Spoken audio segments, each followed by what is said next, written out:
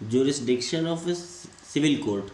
तो civil court के अंदर भी कई सारे जुरिस्डिक्शन है। सबसे पहला कि सब्जेक्ट मैटर जुरिस्डिक्शन, यानी इसका मतलब होता है कि जैसे मान लो अगर किसी लैंड का विवाद चल रहा है, लैंड डिस्प्यूट है, तो लैंड डिस्प्यूट का केस अब सिविल कोर्ट के अंदर तो सुना नहीं जाएगा, वह कहाँ पे सुना जाता है, रेवेन्यू कोर्ट के अंदर।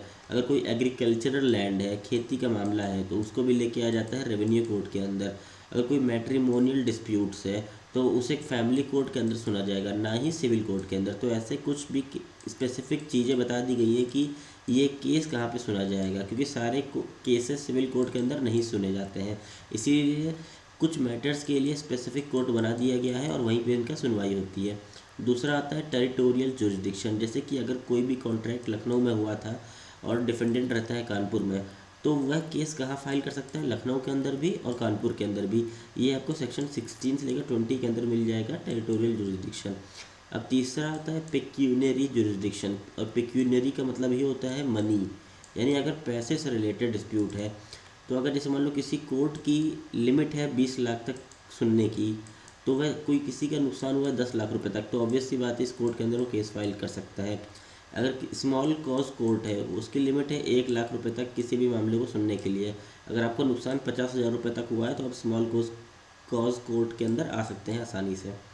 अब आता है ओरिजिनल जुरिस्डिक्शन। ओरिजिनल जुरिस्डिक्शन का मतलब होता है a property dispute between two individuals will be heard in the district court of the area.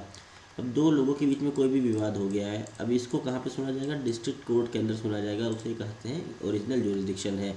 अब सर्टेन हाई कोर्ट बने हुए हैं, जैसे कि Bombay high court, Calcutta high court, Madras high court, इन सब के पास ओरिजिनल जुरिस्डिक्शन होता है कि अगर दो लोग के बीच में कोई विवाद हुआ है तो उसको सुन सकते हैं।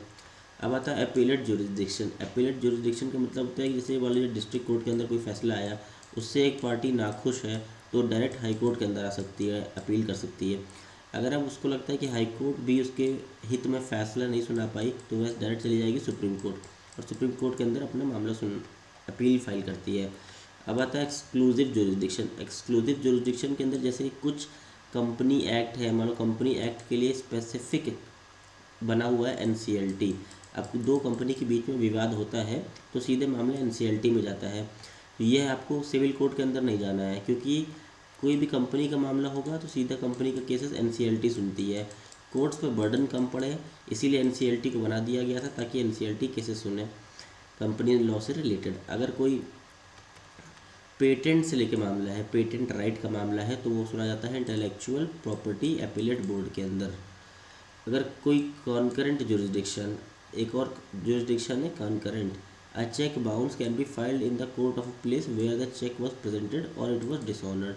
अब जैसे चेक बाउंस का केस है, चेक बाउंस कहाँ पे होता है, और चेक बाउंस मान लो अगर दिल्ली है, दिल्ली से मुंबई भेजा गया था और मुंबई में चेक बाउंस हो गया, तो ये केस मुंबई में भी फाइल कर सकता है, क्योंकि ये कॉन्करेंट जुरिस्डिक्शन के अंदर आता है।